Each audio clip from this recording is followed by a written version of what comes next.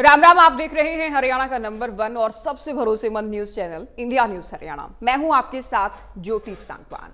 हरियाणा में बजट को लेकर सरकार ने तैयारियां तेज कर दी हैं। सीएम नायब सिंह सैनी ने लगातार 2 दिन गुरुग्राम में प्री बजट मंथन किया। जनता के सुझाव के लिए सीएम ने हरियाणा बजट जन भागीदारी पोर्टल का भी शुभारंभ किया। इस प्री बजट चर्चा में सीएम नायब सिंह सैनी ने प्री बजट चर्चा में कहा कि उद्योग और विनिर्माण क्षेत्र का प्रदेश की अर्थव्यवस्था में बेहद बड़ा योगदान है। आर्थिक विकास के लिहाज से राज्य के आगामी बजट में औद्योगिक क्षेत्र पर पूरा फोकस किया जाएगा। आपको बता दें कि हरियाणा सरकार ने आगामी बजट के लिए लक्ष्य रखा है कि बजट ज्यादा से ज्यादा रोजगार और उद्योगों के अनुकूल हो ताकि हरियाणा की अर्थव्यवस्था को मजबूती मिल पाए। सीएम ने कहा कि 2047 तक विकसित भारत की यात्रा में हरियाणा का योगदान भी अग्रणी रहेगा। सीएम ने कहा कि विकसित भारत 2047 का ग्रोथ इंजन हरियाणा बनने वाला है। प्री बजट चर्चा के दौरान अपने संबोधन में सीएम ने कहा कि हरियाणा की जनता पोर्टल के माध्यम से सुझाव दे सकती है। बजट हमारे लिए आय और व्यय का केवल लेखा जोखा भर नहीं है, यह आने वाली पीढ़ी की आकांक्षाओं का बजट है। सीएम ने कहा कि सुझाव से नीतियां मजबूत हुई हैं। हमने 71 सुझाव को बजट में शामिल किया है। बजट की तैयारियों के बीच विपक्ष ने भी सरकार को घेरना शुरू कर दिया। विपक्ष ने बजट को लेकर बयानबाजियों का दौर तेज कर दिया है। कांग्रेस नेता अशोक अरोड़ा ने कहा है कि बजट पर केवल सुझाव लिए जाते हैं, सुझाव माने भी जाने चाहिए। कर्जा कम करने पर सरकार को ध्यान देने की जरूरत है, ये सुझाव भी दिया गया। अपने इस खास कार्यक्रम में इसी खास मुद्दे पर लेकर चर्चा हम करने वाले हैं, लेकिन उससे पहले कुछ सवाल भी आपकी टीवी स्क्रीन पर हम दिखाते हैं। तो बजट पर विपक्ष शोर क्यों मचा रहा है? बदलाव और सुधार पर कब तक तकरार रहेगी? कर्ज पर बयानबाजी के मायने क्या हैं? बजट को लेकर सरकार की क्या तैयारी है? हालांकि हर एक पहलू पर हम चर्चा करने वाले हैं। जो दावा हर बार किया जाता है, जो शुरुआत भी हालांकि बीजेपी की ओर से की गई थी, अलग अलग वर्गों के बीच जाकर सुझाव लिया जाना, उनको बजट में शामिल किया जाना, ये सरकार का दावा। विपक्ष का बार बार कहना कि सुझाव बहुत दिए जाते हैं लेकिन उनको शामिल नहीं किया जाता। बजट आने से पहले भी और बजट आने के बाद भी कर्ज भी एक बहुत बड़ा मुद्दा रहता है। चर्चा होगी, उससे पहले तमाम प्रतिक्रियाएं भी आपको मुद्दे से जुड़ी हम सुनाते हैं। सुने। जो हमारा विजन डॉक्यूमेंट है 2047, उसको लेकर के भी चर्चा की। उसमें कई एक्सपर्ट्स थे, उन एक्सपर्ट्स से भी उनके बड़े सुझाव आए। विजन डॉक्यूमेंट हमने 24 दिसंबर को हमारे भारत के माननीय गृह मंत्री अमित शाह जी के दिशा निर्देश में उसको जारी किया। हमारा एक संकल्प है 2047 कैसा हरियाणा हो। हमने 1 ट्रिलियन इकोनॉमी खड़ी करने का, डॉलर की इकोनॉमी खड़ी करने का संकल्प लिया है। आदरणीय प्रधानमंत्री जी ने भारत को दुनिया की तीसरी आर्थिक शक्ति के रूप में यह भारत खड़ा हो, उसका संकल्प लिया है। और उसके ऊपर कल जो हमारा ये विजन डॉक्यूमेंट था, उसके अंदर बहुत सारे सुझाव इस बजट के लिए आए हैं। साथियों, आज हमारे इंडस्ट्रियल एसोसिएशन के सभी पदाधिकारी और सभी इंडस्ट्री के प्रमुख व्यक्ति, आप सबके बहुमूल्य सुझाव हमें मिले हैं। जहाँ तक लोगों से राय मांगनी अच्छी बात है, परंतु पिछले 11 साल का जो एक्सपीरियंस मेरा बताता हूँ कि लगातार कर्जा बढ़ा है। कैपिटल एक्सपेंडिचर जिसके जरिए विकास होता है वो लगातार घटता जा रहा है। पिछले दिनों विधानसभा के अंदर सप्लीमेंट्री डिमांड्स आई थी। मैंने उस पर बोलते हुए कहा था कि आज हमें दुख होता है कि कर्जा जो लिया जा रहा है वो कर्जे की किस्त और ब्याज चुकाने के लिए लिया जा रहा है। अगर इसको विकास के लिए लिया जाता तो अच्छी बात होगी। और रही बात विधायकों के सुझाव की, जो ये बजट पेश होता है ये एस्टिमेटेड होता है। बजट पास होने के बाद बजट का रूप ले गए। एस्टिमेटेड बजट जब आएगा विधानसभा में तो विधायक अपना सुझाव देंगे, परंतु सुझाव तो कितने ही दे लो, मानते तो कोई नहीं। बजट ऐसा होना चाहिए, एक तो फजूल खर्ची बंद हो, कर्जा कम हो। अगर कर्जे में हमारा पैसे जाएगा तो विकास नहीं होगा। कर्जे को घटाने के लिए काम करना चाहिए, ना कि बढ़ाने के लिए करना चाहिए। तो हरियाणा में बजट की तैयारियां जारी हैं और बजट को लेकर हरियाणा सरकार ने, हरियाणा के सीएम ने तैयारियां शुरू कर दी हैं। गुरुग्राम में 2 दिन तक प्री बजट मंथन हुआ, सुझाव लिए जा रहे हैं। बतौर वित्त मंत्री आप जानते हैं सीएम बजट पेश करने जा रहे हैं और बजट पेश करने से पहले, बजट का पूरा खाका तैयार करने से पहले, ये डॉक्यूमेंट तैयार करने से पहले सुझाव लेने का सिलसिला जारी है। एक पोर्टल का भी शुभारंभ हो गया कि जनता की सीधे जन भागीदारी होगी, जनता अपने सुझाव दे सकती है। आप बहुत बार देखते हैं कि खास लोगों से बात हो जाती है, व्यापारी की बात करें, बुद्धिजीवियों की बात करें, अर्थशास्त्रियों की बात करें, लेकिन आम पब्लिक कैसे डायरेक्ट अपने सुझाव सरकार तक पहुंचाए, इसके लिए पोर्टल का भी शुभारंभ कर दिया गया कि बजट से पहले सांसदों और विधायकों से भी बातचीत होगी। 27 और 28 जनवरी को पंचकुला में ये बैठक होनी है, जिसमें तमाम विधायकों की ओर से भी सुझाव दिए जाएंगे। तो बजट को लेकर तैयारियां जारी हैं और कोई भी सरकार हो, आप जानते हैं, बेहतर से बेहतर बजट पेश करने का प्रयास करती है, जो अनुमानित बजट रखा जाता है। और विपक्ष बजट आने के बाद भी बहुत बार बातें जो कही जाती हैं कि कर्ज लेकर घी पीने का काम सरकार कर रही है। कोई भी पार्टी सरकार में हो, कोई भी पार्टी विपक्ष में हो, ये बातें खास तौर पर सुनने को मिलती हैं। लेकिन अब आज जो चर्चा हम करने जा रहे हैं वो प्री बजट मंथन को लेकर हो रही है, क्योंकि 2 दिन तक गुरुग्राम में ये मंथन, उसके बाद प्रदेश भर में चर्चाएं रहेंगी, अलग अलग वर्गों से बात होंगी, एक्सपर्ट से बात होंगी, जनता पोर्टल के माध्यम से सीधे अपने सजेशन दे पाएगी। सांसदों और विधायकों से भी, चाहे पक्ष के हैं विपक्ष के हैं, तमाम विधायकों सांसदों से सुझाव लिए जाएंगे। लेकिन विपक्ष अभी से कर्ज को लेकर सरकार को घेर रहा है। बजट ऐसा हो कि कर्ज कम हो, बजट ऐसा हो कि विकास, वाकई विकास हो पाए। सरकार की इसे लेकर क्या प्लानिंग है? केवल आंकड़ों का, केवल शब्दों का खेल या बाजीगरी ना हो, ये सुझाव विपक्ष की ओर से बार बार दिए जाते हैं और इन बातों को लेकर निशाना भी साधा जाता है। ये अभी से हरियाणा में शुरू हो गया है। तो हरियाणा में बजट को लेकर एक तरफ सरकार की, सीएम की तैयारियां, प्री बजट मंथन का दौर जारी है, पोर्टल का शुभारंभ हो गया है, अलग अलग वर्गों से सुझाव लिए जाएंगे। और उससे पहले विपक्ष भी सरकार को घेरता नजर आया है।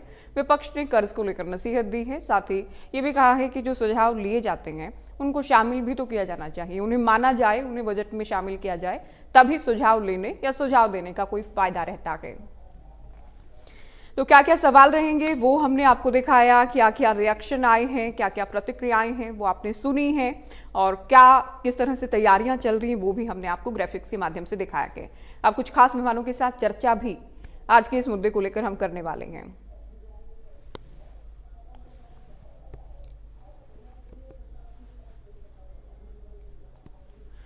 तो चलिए चर्चा की शुरुआत करते हैं। कुछ खास मेहमान हमारे साथ जुड़ रहे हैं। वैशाली तोमर, प्रवक्ता भारतीय जनता पार्टी, कृष्ण शर्मा बस्ताड़ा, प्रवक्ता कांग्रेस, हमारे साथ जुड़ गए हैं। इनेलो से प्रवक्ता रजत पंजेटा जी भी जुड़ गए हैं। साथ ही अर्थशास्त्री मनीष कुमार गुप्ता जी भी हमारे साथ डिबेट में जुड़ेंगे। तो स्वागत है आप दोनों का। शुरुआत में कांग्रेस और इनेलो हमारे साथ जुड़ गई है। कृष्ण शर्मा जी, शुरुआत आपसे ही। सरकार जब सुझाव लेती है, या कहा जाता है कि तमाम वर्गों से बात करेंगे, जो जो अच्छे सुझाव होंगे उनको बजट में शामिल किया जाएगा, तो इसमें कोई परेशानी या परहेज या आपत्ति होनी चाहिए क्या? नमस्कार जी सभी को। देखिए मैडम जी, ये बहुत अच्छी पहल है कि बजट पूर्व सभी अपने अपने एक्सपर्ट लोगों से, अपने अपने अलग अलग समुदाय के लोगों से, अलग अलग व्यापारियों से सलाह ली जाए सरकारों के द्वारा। बहुत अच्छी पहल होती है और ये समय समय पर सभी सरकारों ने अपने अपने तरीकों से सभी ने ली है। लेकिन इस सरकार की पहल पे और इसकी जो इनका अनुभव है 11 साल का, उस पर हमें शक होता है कि ये सुझाव तो लेते हैं, उनको मानते नहीं हैं, मनमानी करते हैं अपने तरीके से। या तो ये बताएं कि सुझाव लेके कौन से सुझाव को आपने सरमाथे लिया और उस सुझाव को लोगों से मान के आपने गलत किया और उसका रिजल्ट गलत रहा या ठीक रहा, ये भी इस सरकार ने कभी नहीं रखा। और जो अब मुख्यमंत्री जी ने दो दिन की 2 दिवसीय गुरुगांव में वर्कशॉप लगाई है, इसका मैं स्वागत भी करता हूँ और कांग्रेस पार्टी इसका स्वागत करती है, रचनात्मक सहयोग देती है। लेकिन इस 2 दिन के इस मंथन में निकला क्या? मुख्यमंत्री ने 71 लोगों ने इसमें सुझाव दिए हैं, और AI आधारित बजट जन भागीदारी पोर्टल का शुभारंभ भी इन्होंने किया। इसमें कितने सुझाव और आएंगे अभी देखना बाकी है। लेकिन जो बिंदुओं को इन्होंने छुआ है, वो मैडम जी, वो सारे बिंदु हमारे सामने वर्षों से 1966 से और आज तक ऐसे ही के ऐसे खड़े हैं। आप देखिए, इन्होंने कहा भाई क्यों खड़े हैं ऐसे? आप भी तो कितना सरकार में रहे, कांग्रेस कितनी सरकार में रही? अगर 1966 से लेकर अब तक परेशानियां मुंह बाई खड़ी हैं, तो आप लोग तो फिर ज्यादा इसके लिए आंसरेबल होंगे। आप लोगों को उत्तर देना चाहिए अगर आपको लग रहा है कि 1966 से लेकर वैसे के वैसे हालात हैं। नहीं, देखिए, हरियाणा हालांकि की बात ऐसा कर होता रहे हैं। नहीं है। कोई भी पार्टी होती है, हम बहुत साफ वही से कहते हैं, कोई भी पार्टी जनहित में काम करने का प्रयास करती है, कोई ज्यादा कामयाब हो जाती है, कोई पीछे रह जाती है। लेकिन आप ये कहें कि ये परेशानियां तो 1966 से लेकर अब तक हैं, तो आप केवल बीजेपी पर सवाल नहीं खड़े कर रहे हैं, आप कांग्रेस पर भी सवाल खड़े कर रहे हैं, आप लोकदल पर भी सवाल खड़े कर रहे हैं। बिल्कुल बिल्कुल। देखिए, जिम्मेदारी से किसी को नहीं भागा जा सकता, ये ऑन डॉक्यूमेंट बात होती है। 1966 से अगर 2000 का आकलन करें, उस समय 1966 में हमारा बांगरू हरियाणा जो हमें मिला था विरासत में, जिसमें अपने पंजाब का सौतेला व्यवहार हमेशा रहा था, वो बांगरू इलाके को आज कांग्रेस के समय में ही 2014 में, आप मैडम जी जानती है कि नंबर 1 में हरियाणा था अपने भारतवर्ष में। चाहे वो खेल खिलाड़ियों में हो, चाहे वो किसानों की आय का हो, चाहे वो शिक्षा का हो, चाहे वो सुरक्षा का हो, चाहे वो सभी व्यापारी वर्ग खुश था। लेकिन 2014 के बाद और आज तक सरकार रही, और ईमानदार सरकार, ये कहते हैं हमारी ईमानदार नॉन स्टॉप सरकार है, और फिर भी किसान सड़कों पे है, व्यापारी बाजार में परेशान है, बच्चे विद्यार्थियों की वजीफाएं, घोटाले पे घोटाले, श्रमिक घोटाला, ये छोटी छोटी बातें बजट में ये कर लेते हैं। मैं इनका स्वागत करते हैं, लेकिन हम चाहते हैं कि हरियाणा नंबर 1 बने। नंबर 1 जब भी बनेगा जब सुझावों को आप सर्वमान्य देंगे। जो नोटबंदी के बाद छोटे छोटे मध्य वर्गीय, जो हमारे छोटे छोटे व्यापारी थे, जो हमारे छोटे छोटे दुकानदार थे, जो अपने मध्य वर्गीय कहा जा सकता है, जिसको थोड़े मध्य और उच्च वर्ग के बीच का भी समाज एक है, उस जो सड़कों पे आ गया, उनके बारे में मैडम जी बिल्कुल नहीं सोचा गया। फिर कोरोना की मार, नोटबंदी की मार, ये एक मुफ्त इनको जो देना चाहिए सरकार ने इनको, राहत दी जाए तो ये कहूँगा कि इनके लिए आप बजट करें, और बजट में ऐसा करें कि उसमें ब्याज ही ना हो। किसानों, कृषि के ऊपर देख लीजिए मैडम जी, MSP 24 फसलों पे करते हैं किसान। अगर MSP मिल रही है तो किसान आज सड़कों पे क्यों है? ये सारी बातें हैं, ये इनके, मैं तो ये कहूँगा कि ये नए साल पे दूर करें इनको, और ये आंदोलन इनके जो समय से पहले ये बजट में प्रावधान रखे। आज अपने जो बीजेपी बनी रही, आप हमारे साथ, पंजेटा जी भी हमारे साथ हैं, बीजेपी प्रवक्ता तोमर जी भी जुड़ गए हैं। पोषण की कमी है, आज इन पे सारे पे ध्यान देने की जरूरत है। अगर अच्छा काम करेंगे तो 5.5 लाख करोड़ का कर्जा मैडम जी एक छोटे से हरियाणा के लिए बहुत बड़ी बात हो गई है। कर्ज को लेकर आप सभी के अलग अलग आंकड़े हैं, वही बात है, आप लोग कुछ कहते हैं, की बात है भाई, ठीक है, बढ़ता कर्ज, लेकिन एक चुनौती तो है ही। मरने के बाद कौन उसको पूछता है?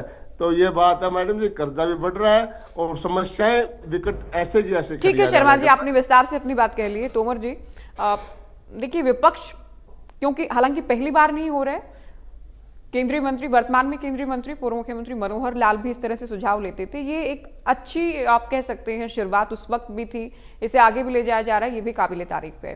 विपक्ष इसे पहली बात में इसको बता देता है कि अच्छा आ गई, लेकिन दूसरे ही वाक्य में आप लोगों को घिरता है कि ये केवल दिखावा भर ना हो। सजेशंस अगर लिए जाते हैं उनको बजट में शामिल भी तो करें। अच्छे सुझाव अगर जनता दे रही है, विपक्ष दे रहा है, अलग अलग वर्ग दे रहे हैं, उन सुझाव को शामिल भी किया जाए बजट में।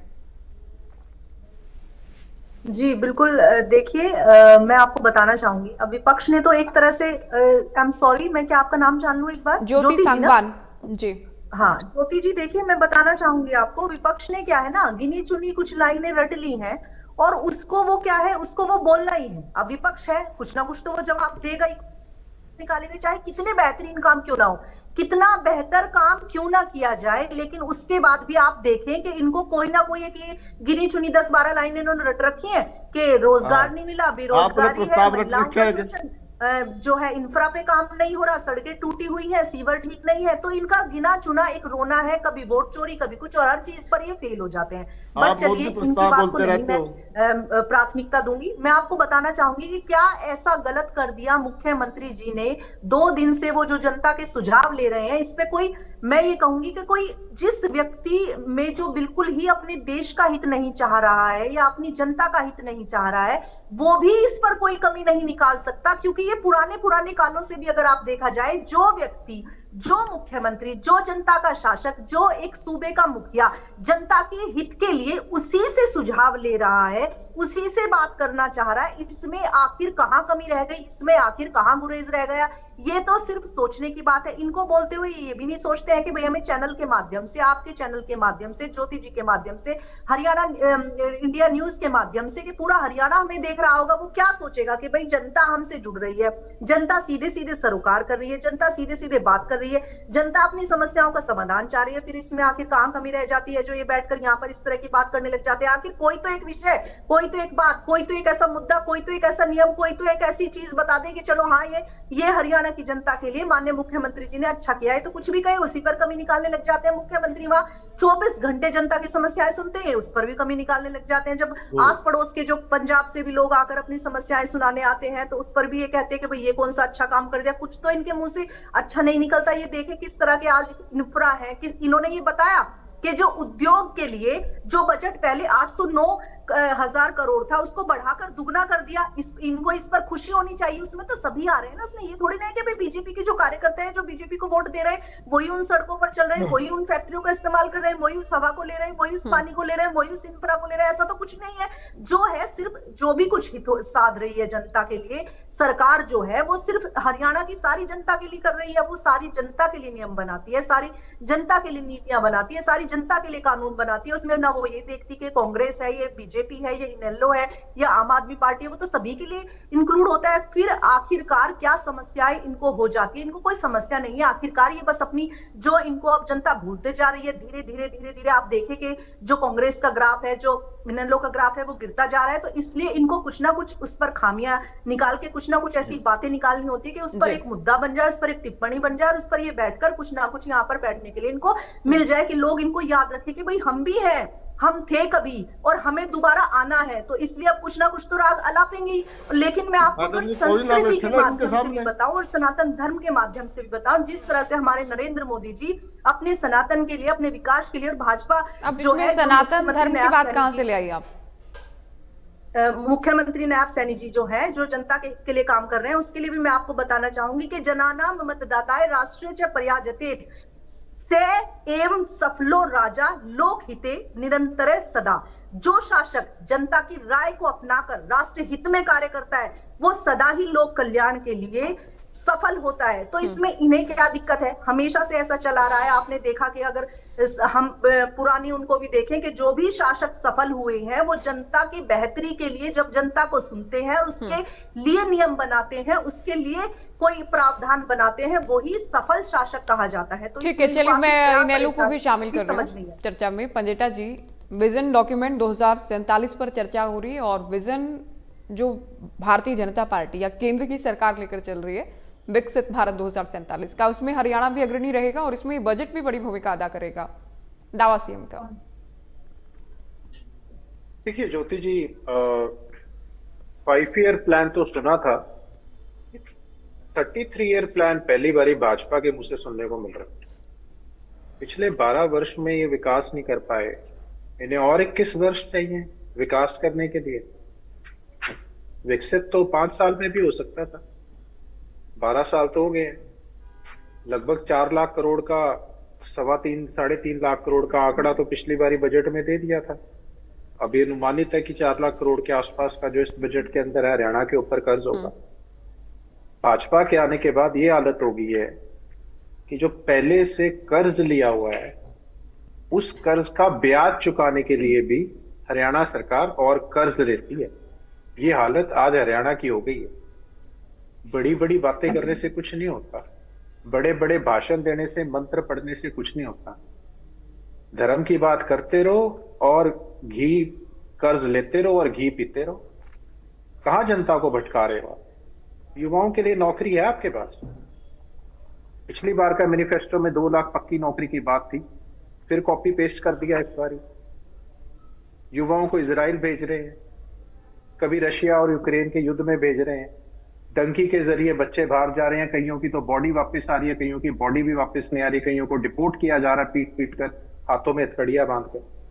ये बड़ी बड़ी बातें से करने से कुछ नहीं होता। $1 ट्रिलियन बोल दिया। एनवीडिया कंपनी है एक, इंडिया की पूरी इकोनॉमी से भी, जो पूरी कहते हैं ना 4 ट्रिलियन के आसपास की, उससे भी ज्यादा से ऊपर की है वो। आप अपने आप को बोलते हो कि हमने जापान को पीछे छोड़ दिया, हमने इंग्लैंड को पीछे छोड़ दिया, सऊदी अरेबिया को पीछे छोड़ दिया। आपको पता है स्विस फ्रैंक की क्या, डॉलर की आज क्या हालत है? वर्स्ट परफॉर्मिंग करेंसी है एशिया की। अफगानिस्तान, बांग्लादेश से भी पीछे हाल है। अपने आप को जब बोलते हो तो अपना कर्ज बताओ कि हमारा पर कैपिटा कर्ज क्या है। इनकम तो बोलते हो आप, $1 ट्रिलियन इकोनॉमी बोलते हो। क्या आपके सऊदी अरेबिया के जो वहां की करेंसी है उसके मुकाबले और उनके लिविंग स्टैंडर्ड का देख लो, या दुबई का देख लो, या पाउंड की कीमत देख लो, या वहां की टेक्नोलॉजी देख लो, जर्मनी की देख लो।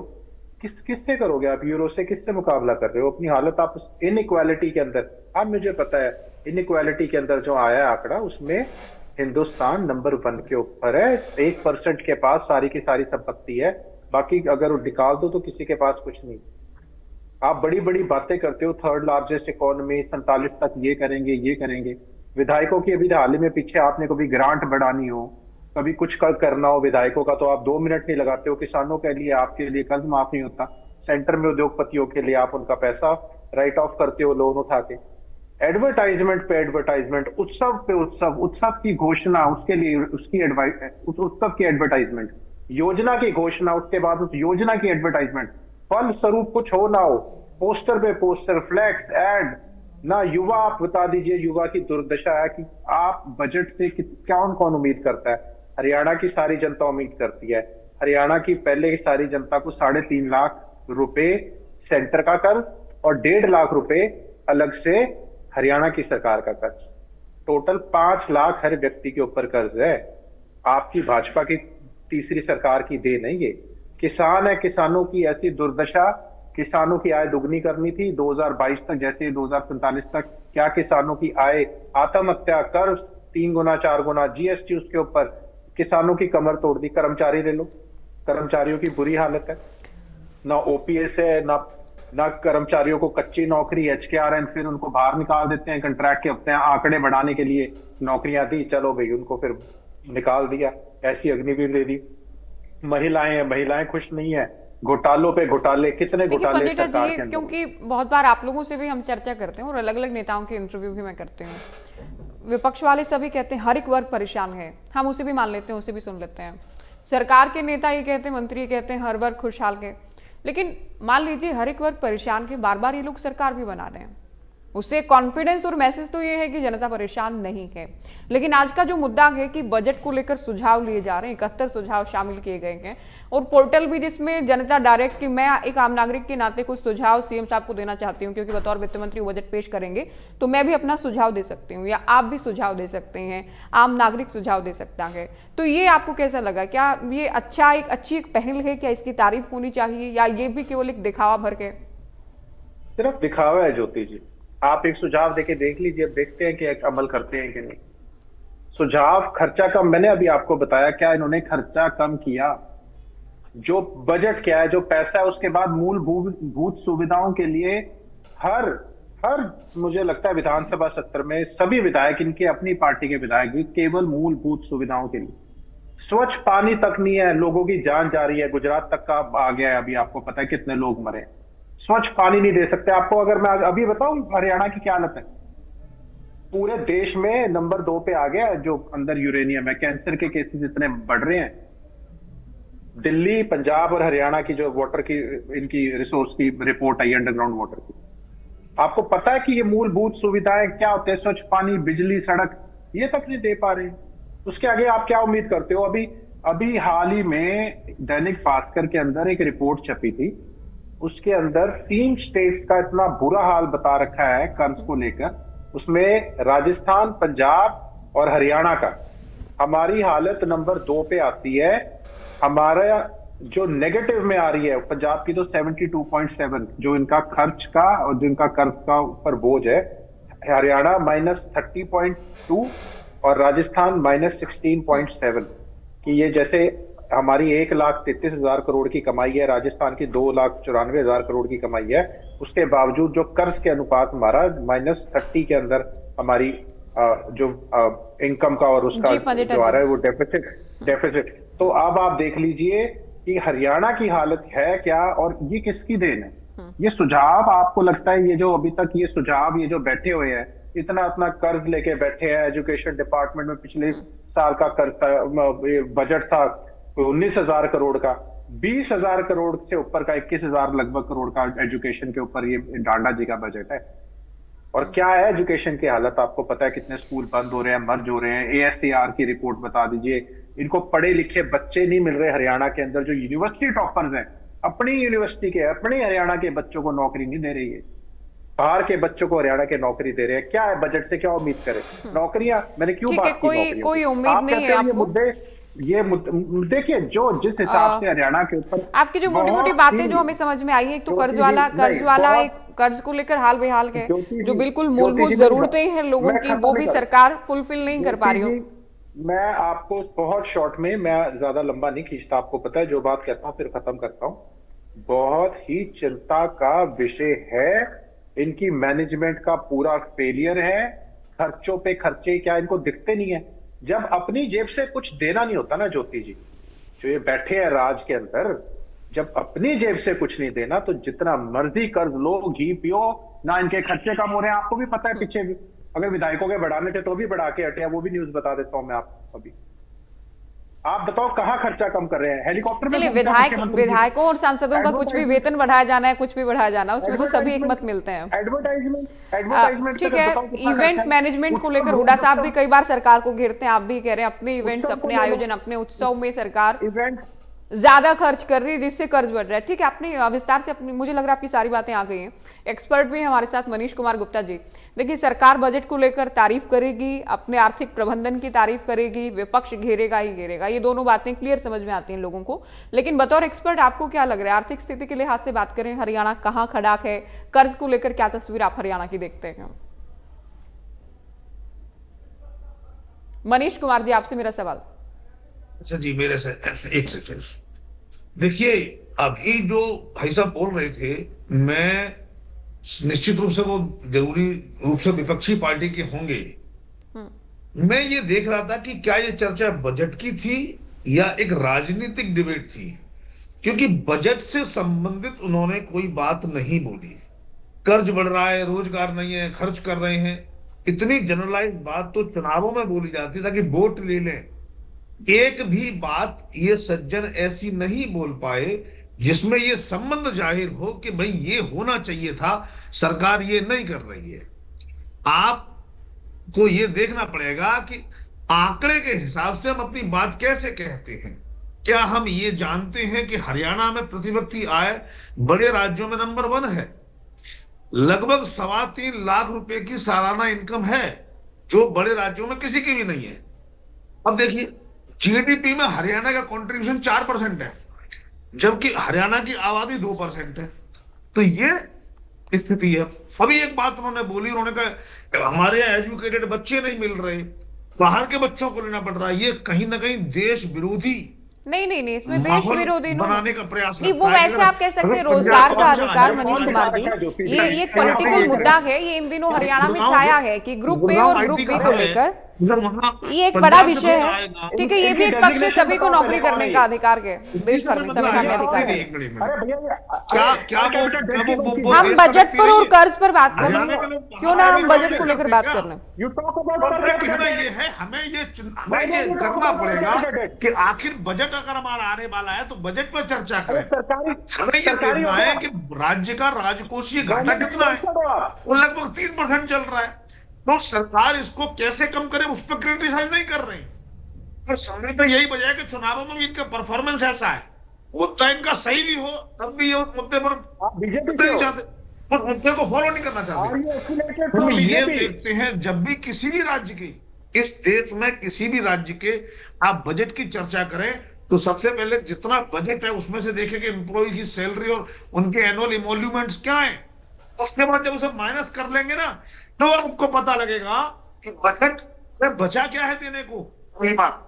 दूसरी बात, देखिए आज देश में जो स्थिति चल पड़ी है वो ये चल पड़ी है कि कैसे मुफ्त योजना बांटे और चुनाव जीते।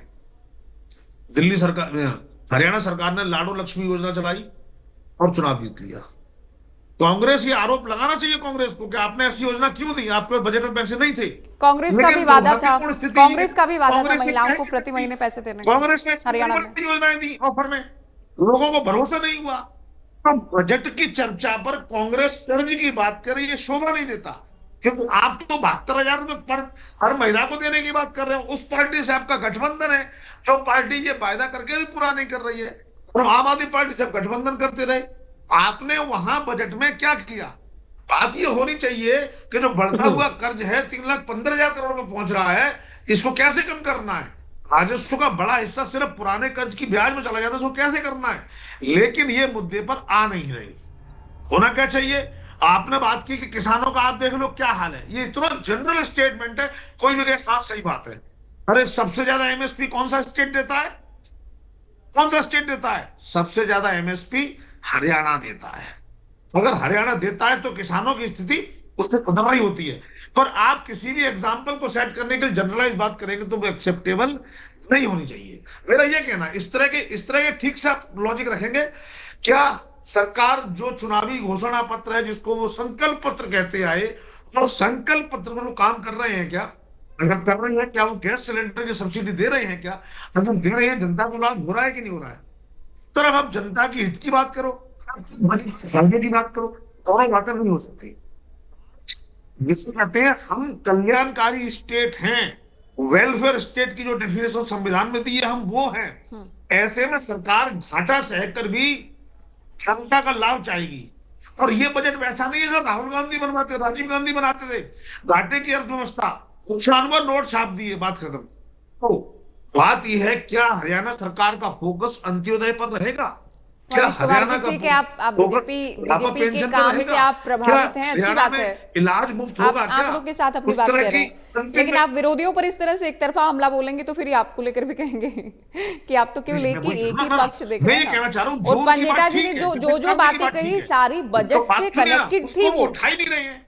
ऐसा नहीं कि लोग कनेक्टेड ये कर रहे हैं। हालांकि पॉलिटिकल पार्टी के प्रवक्ता है तो थोड़ा तो तड़का देखिए लगाएंगे पॉलिटिकल अपना, उसमें हम उम्मीद नहीं कर सकते कि एक्सपर्ट रोजगार की बात होती है, वहां रोजगार के साथ साथ जॉब और रोजगार दोनों की बात हो। और कांग्रेस ये प्रश्न पूछे ना विपक्ष कि भाई रोजगार पे आपने क्या किया? ये रोजगार को नौकरी से जोड़ के भाजपा को आंसर देते कि पहले हम ये बोलेंगे, आप ये बोल देना। आप रोजगार के डेटा को जोड़ के बोलो, आप बताओ क्या भाजपा जवाब दे, तो भाजपा के पास जवाब नहीं होगा। वहां ये नहीं कहते कि कौशल विकास योजना के तहत कितनी नौकरियां दी, क्या वो नौकरियां परमानेंट थी? लेकिन वही बीजेपी सरकार और उनके प्रवक्ता कहने लगते हैं हम तो रोजगार की बात कर रहे हैं। अब जहां पे इनके पोर्टल की तकनीकी दिक्कत है, वहां इन्होंने क्या काम किया? जहां आप विलेज के डेवलपमेंट की बात कर रहे हैं, शहरी विकास पर काम नहीं चल रहा। शहरों में सीवरेज की कितनी प्रॉब्लम, बात कितना है, इंफ्रास्ट्रक्चर की वीकनेस उस पर बात है, पर ये कोचिंग रहे को ले आए, को ले आए, उससे चाहे इनकी डिबेट का जो करप्शन कमजोर रह जाता है ना। वो कहना ये है कि बजट आंकड़ों का खेल नहीं हो, किसानों की जेब में एक्चुअल में क्या पहुंचा, एमएसपी के अलावा किन फसलों पर एमएसपी होना और चाहिए, इनको देना चाहिए सरकार को। तो इनका उन्होंने उठाई नहीं, क्योंकि तैयारी नहीं है। इन्हें ये पता ही नहीं है कि किस सब्जेक्ट में किस फसल पर एमएसपी होना चाहिए। इसको हरियाणा सरकार नहीं कर रही है, वो नहीं निकाल रहे। युवा के हाथ में रोजगार की बात करते हैं, लेकिन उनके पास कोई आंकड़ा नहीं है कि किस एक सेक्टर में या किस क्षेत्र में रोजगार की प्रॉब्लम है। प्रॉब्लम चीन में है, या प्रॉब्लम शहर में है, या प्रॉब्लम में है। अगर स्टेट की रेट की बात हो रही है, हमारे कितने जगह हरियाणा में थोड़ा सा चलिए जवाब हम सभी से लेते हैं। महिलाओं के वैशाली तोमर जी कुछ कहना चाह रहे हैं, सम्मान की बात है, और इनसे पहले शर्मा जी को भी कुछ बोलना है, तो हम सीक्वेंस से ही चलते हुए कृष्ण शर्मा जी कुछ कहना चाह रहे हैं। देखिए मैडम जी, क्योंकि महत्वपूर्ण सुझाव पर चर्चा होगी, लास्ट में उनको शामिल किया जाएगा। पोर्टल भी देखिए। लॉन्च कर दिया गया कि लोगों से सजेशन लिए जा रहे हैं। मैडम तोमर जी- जी ये कह रही हैं, आप, मैंने जब इनसे सवाल पूछा, मैं आप ये सवाल इसलिए कर रही हूँ क्योंकि मैंने आपका ही सवाल का जिक्र करते हुए आगे बढ़ाते हुए तोमर जी से सवाल पूछा था। इनका कहना है कि 8-10 बातें हैं, किसी मुद्दे पर चर्चा हो, उन्हीं को आप लोग ले आते हैं केवल बौखलाहट के। बिल्कुल। बजट जनहित में ही होगा, जनहितैषी होगा बजट, इस बात को हम मैडम जी, सुनिश्चित करेंगे। मैडम जी देखिए, बिल्कुल मैं अपनी बात आराम से रखूंगा। देखिए, नंबर एक तो ये बीजेपी का जो भी प्रवक्ता है, कोई मैडम है, हमारी बहन है या कोई और है, इनकी एक आदत है, ये जो भी प्रवक्ता बैठे हैं उनको ये कहते हैं, ये रटी रटाई 5-4 बात बोलते हैं, ये पढ़ के नहीं आए, लिख के नहीं आए। देखिए मैडम जी, घर को चलाने के लिए अनपढ़ लोग भी घर चलाते हैं और पढ़े लिखे भी चलाते हैं। ये एक्सपर्ट पहली जी। बात तो मैंने ये बिल्कुल नहीं कहा पढ़ के नहीं आए, लिख के नहीं आए, क्योंकि ये मेरे संस्कार नहीं, मैं किसी को इस हाँ तरह चलो की चुप हो भाषा जाओ इस्तेमाल आप, करूं, फिर अब मेरी बात सुनो आप। सॉरी, अब मैंने इस सुनिए तरह आप, की शब्द नहीं कही सुनिए। कि आप अपनी भाषा तो मुझे ना बोले, क्योंकि हम- पढ़ाई लिखाई सिर्फ आपने कागजों कहा है से भाई नहीं, ये भाषा 5-7 का बातें मतलब है लोगों अपना को बोल देते हैं। समझाने का।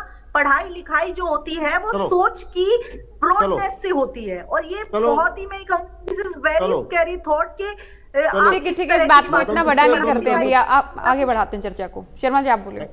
मैडम जी देखिए, मैं एक छोटा सा उदाहरण दूंगा आपको। हम सरकार से ये कहना चाहते हैं, भाई आपने 6 बिंदुओं को जो पॉइंट किया, 6-7 बिंदुओं को जो आपने ये पॉइंट किया, इसका मतलब इन पॉइंटों पे सरकार खरा नहीं उतरी। और ये हमारे एक्सपर्ट भाई भी कह रहे थे, भाई कांग्रेस और विपक्ष आवाज नहीं उठा रहा।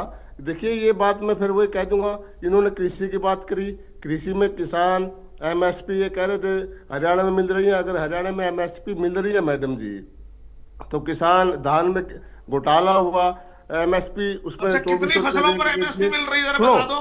400 टोटल रुपये हरियाणा में वापस कितनी ले लिए फसलों गए। पर एमएसपी उसमें मिल रही है? कितने किसानों के आपने बयान दर्ज किए, आपने मैं पूछ रहा हूँ कितनी फसलों पर एमएसपी मिल रही है, बताओ जरा।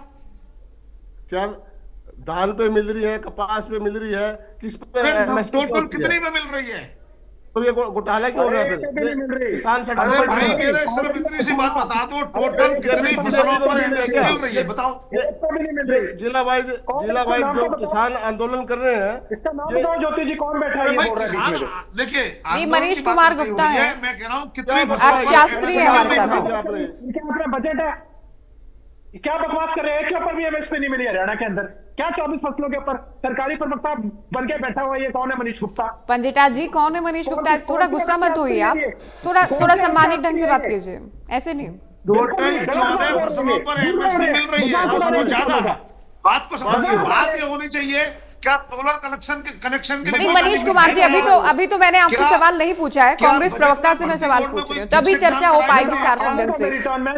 जिनसे हम प्रश्न पूछे वो जवाब दें। अभी आप रुकिए, ये जो आप जिस बात का जिक्र कर रहे हैं, हमारे रोजाना रूटीन के मुद्दे होते हैं कि एमएसपी मिल रही है, नहीं मिल रही है, कहाँ प्रोटेस्ट हो रहा है, नहीं हो रहा है। ये बैठ के झूठ बोल रहे हैं व्यक्ति यहाँ बैठ के, कितनी देर तक पेशेंस कोई सहन करेगा? एक के बाद एक मिनट, सॉरी, कांग्रेस के प्रवक्ता साहब 2 मिनट रुकिए आप। इन्होंने कहा पर कैपिटा के अंदर हरियाणा नंबर 1 के ऊपर है। अरे पढ़े लिखे आदमी अपने आगे इकोनॉमिस्ट बताते हो अपने आप को, आप दिल्ली क्या है फिर? कर्नाटक की क्या है पर कैपिटा? तमिलनाडु की क्या है? तेलंगाना की क्या है? झूठ बोलते आप नंबर 1 पे। एक मिनट, बीच में चुप गुप्ता जी, आपने कहा जीडीपी में हरियाणा नंबर 1 है, आप यहाँ भी झूठ बोल गए। हरियाणा से आगे ये देखिए, बड़े राज्य छोटे राज्य अलग अलग कैटेगरी, और ये नंबर 1 ये जनसंख्या के हिसाब से भी कह रहे हैं कि हम टोटल नंबर 1 का है, टोटल कितना है हम भारत का और कितनी हमारी जीडीपी है। आप लोग आपस में मत लड़िए ना पंडिता जी, इनको जो सही लग रहा है एक एक्सपर्ट के नाते, उन्होंने बात कही अपनी। ये झूठ टॉलरेट नहीं होगा। ये बड़ी देर से डिबेट के अंदर ये झूठे आंकड़े बोल रहे हैं। उससे आगे हमारे से आगे यूपी है, फिर वेस्ट बंगाल है, तेलंगाना है, आंध्र है, मध्य प्रदेश है।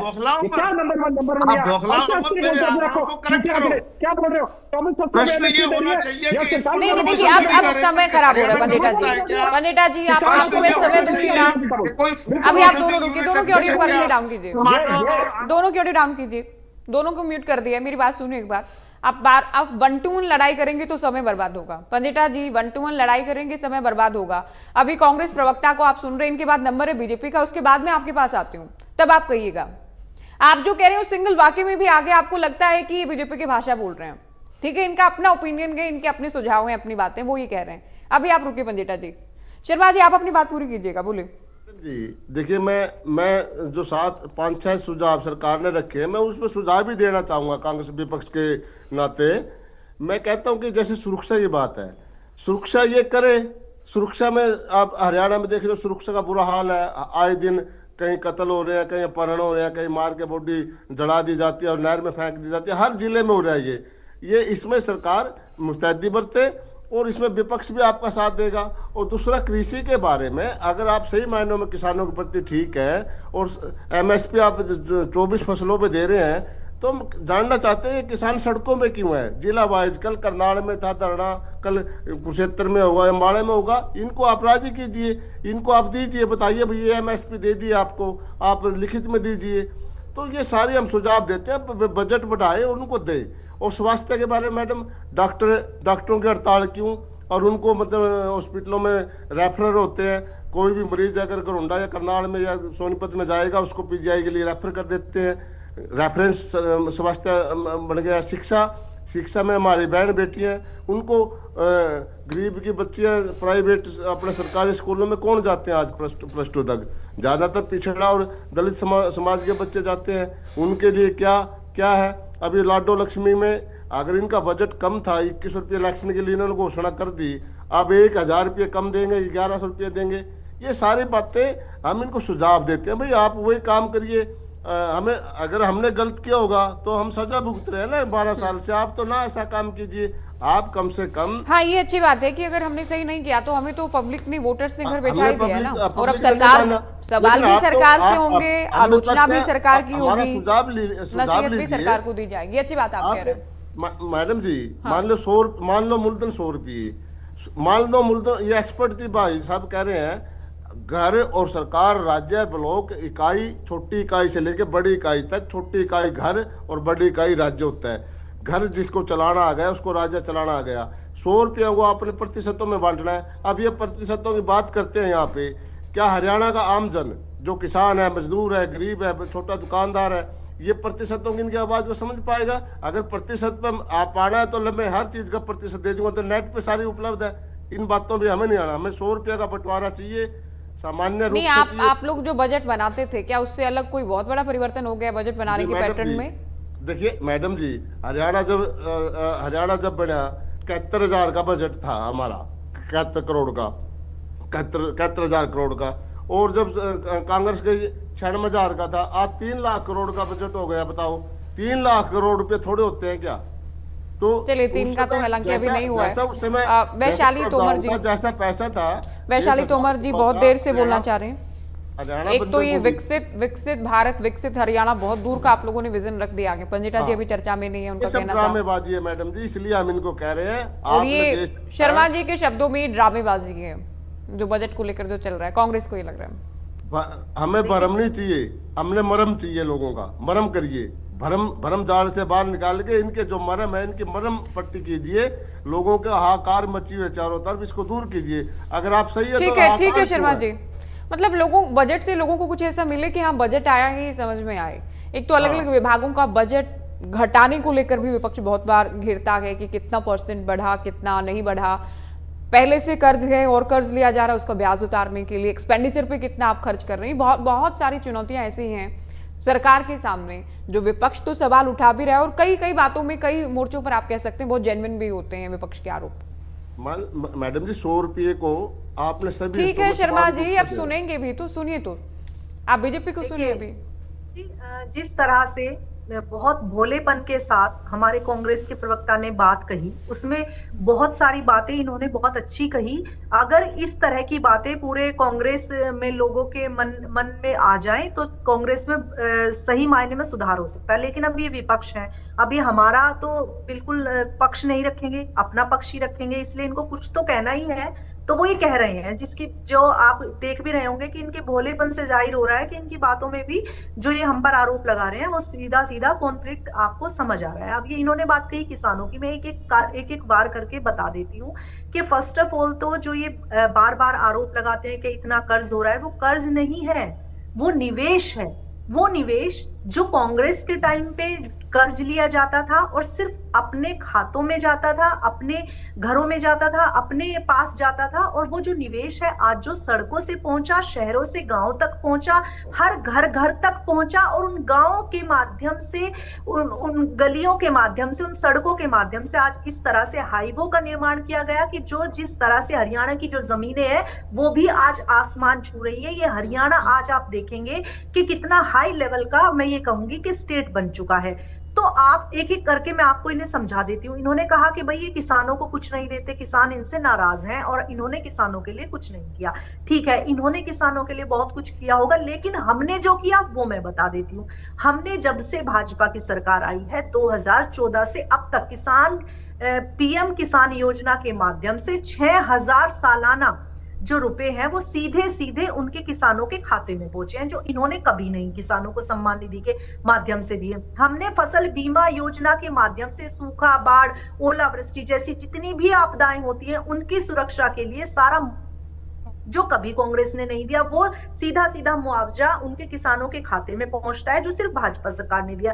एमएसपी पर भी हमने रिकॉर्ड बढ़ोतरी करके जो भी लागत है उसको कम करके 50% मुनाफा सुनिश्चित किया। और सबसे पहला स्टेट, माननीय नायब सैनी जी की इस बात में तारीफ होनी चाहिए कि सबसे पहला स्टेट ये बना है हरियाणा के जिसमें 24 फसलों पर एमएसपी दी जा रही। चलो हम कहते हैं 24 पे भी नहीं दी जा रही, भाई आप जितनी फसलें हैं उन सब पर दी जा रही है, और सारा पैसा जो है वो बैंक में सीधे सीधे 24 घंटे के माध्यम से पहुंच जाता है किसानों के खातों में। किसान क्रेडिट कार्ड से जो बहुत ही, जो मैं कहूंगी चीप लोन जो है वो पशुपालक हैं, मछुआरे हैं, उसमें वो भी शामिल करे गए हैं, और सारे किसान जो है उनको चीप लोन दिया जा रहा है। प्रधानमंत्री कृषि सिंचाई योजना से खेतों तक पानी पहुंच रहा है, पानी से ही तो फसल बनती है, पानी की इनको दिक्कत होती थी तो वो उस तक भी वो भी सारी व्यवस्थाएं करी गई हैं। आप ये बताएं, मृदा स्वास्थ्य जो होता है, जो कार्ड होता है जिसमें मुफ्त मिट्टी की जांच होती है, सही खाद की जानकारी होती है, वो भी इनको फ्री में सारी चीजें मतलब प्रोवाइड की जा रही है। और इतनी सारी, मैं ये कहूंगी कि आंकड़ों में कई लाख करोड़ जो रुपए हैं वो सीधे सीधे किसानों के खातों में पहुंच चुके हैं। जमीन जो उनकी आज, आपसे मैडम जी मैं कुछ आपसे पूछ लूं? नहीं, कुछ ना पूछे, मैं अपनी बात बता देती हूँ, फिर उसके बाद आप पूछ लीजिए। नहीं, अर्थशास्त्री कांग्रेस प्रवक्ता नहीं बोल रहे हैं, अर्थशास्त्री बोल रहे हैं। ठीक है, तो उसके ये कुछ आपसे पूछना चाह रहे हैं, कोई आप जवाब दे दो। महिलाओं के लिए कुछ नहीं किया है ज्योति जी। अब महिलाओं के लिए सुन ले, इनके राज में महिलाएं लोटा लेकर जाती थी, और वो लोटा लेकर जब घर से निकलती थी तो कभी वो घर पहुंची नहीं। कितने बलात्कार उन महिलाओं के साथ हो जाते थे, कितने बलात्कार, रेप उन बच्चियों के साथ हो जाते थे, और कितनी दुर्दशा वाली वो लाइफ जी रही थी कि किस तरह से वो सिर्फ और सिर्फ भाजपा सरकार ने उन्हें सम्मान दिया शौचालय के माध्यम से कि घर घर शौचालय बनवाए। वो जाकर देखें कि क्या अब कहीं इस तरह की आपको देखने को मिलता है कि कहीं बच्चियां, कहीं लड़कियां, कहीं लड़के, कहीं कोई भी महिलाएं इस तरह से लोटा लेकर घर से निकलती हैं। वो क्यों नहीं सोचा कांग्रेस ने? बताएं, 37 साल 40 साल उन्होंने राज किया, क्या उसके बाद जब भाजपा आई तो इतना टाइम उन्होंने जब शासन करने के बाद। ठीक है, तो मर्जी में लास्ट कमेंट ले रही हूँ मनीष जी आपसे। एक तो कर्ज वाला मुद्दा तो रहता ही, आपने पिछले आंसर में इस पे बात भी की। दूसरा, जितना बजट रहता है अनुमानित या उसके बाद संशोधित भी, उसका कितना पेंशन देने में, सैलरी देने में निकल जाता है, कितना वाकई विकास में जो कि दिखे भी, नवनिर्माण में लगता है, ये भी प्रश्न बार बार उठते हैं बजट को लेकर, बजट से पहले भी, बजट के बाद भी। देखिए, ऐसा है, जो मुद्दा है वो भी राजनीतिक बन जाएगा। 13 से 14% अमाउंट पेंशन में चला जाता है। इसका मतलब हम देखिए, अब एक तरफ तो यह है कि जो सरकारी कर्मचारी है उसके जीवन भर की सुरक्षा की बात है, लेकिन वहीं देश के स्वास्थ्य की बात है। तो हमें चाहे सैलरी किसी की 1 लाख है उसको 1.25 लाख कर दो, लेकिन पेंशन को इस तरीके से करो कि सरकार पर जीवन भर उसका बोझ ना पड़े। अब 14% अमाउंट अगर पेंशन में चला जाए तो क्या होगा? ये बात तो मेरी भाजपा के लिए है, ये सबके लिए, क्योंकि अभी भाजपा बोलेगी तो विपक्ष उस पर शोध करना शुरू कर देगा। मेरा कहना यह है कि कर्ज देना, चाहे स्टार्टअप के लिए हो, चाहे किसान क्रेडिट कार्ड हो, ये ग्राउंड पर कितने उतरे हैं, विपक्ष को ये प्रश्न उठाने की जरूरत है। ग्राउंड पर कितने % कर्ज बैंक से जो मिल रहे हैं उन्हें बिना रिश्वत दिए मिल रहे हैं, ये बड़ा प्रश्न है। आज सरकारी बैंक से आप लोन लेने चले जाओ, वो किसी ना कुछ बहाना बना के टालने का प्रयास करते हैं। देखो उन्हें पता है कि जब कर्ज आएगा तो फिर उनका फॉलो अप, उनका सेटअप लेना है, तो कहीं ना कहीं वहां मॉनिटरिंग करनी है, वहां मॉनिटरिंग सरकार कर रही है, उसके आंकड़े क्या है, कितने बजट में कितने एलोकेट किए, क्या बजट मीट आउट हुआ। तो ऐसे में विपक्ष को ये मांग करने की जरूरत है कि एक बजट होने के 6 महीने बाद एक बजट का रिव्यू होना चाहिए कि आपने क्या क्या वायदे करे बजट में और उनका क्या परिणाम निकला। बजट को इस तरीके से करना पड़ेगा। कई बार होती कि भी है चर्चाएं, बजट में जो घोषणाएं होती हैं उन पर कई बार मंथन होता भी अलग अलग विभागों के साथ। वो मंथन को ये इस किया भी तरीके से जाता है कि open कहाँ directly रखा पहुंचे, जाता है, काम वो शुरू सरकारी हुआ आंकड़े नहीं हुआ। खंडित नहीं होते। आज सरकारी आंकड़े 1 साल पुराने आते हैं, तो मंथन हो ही नहीं सकता।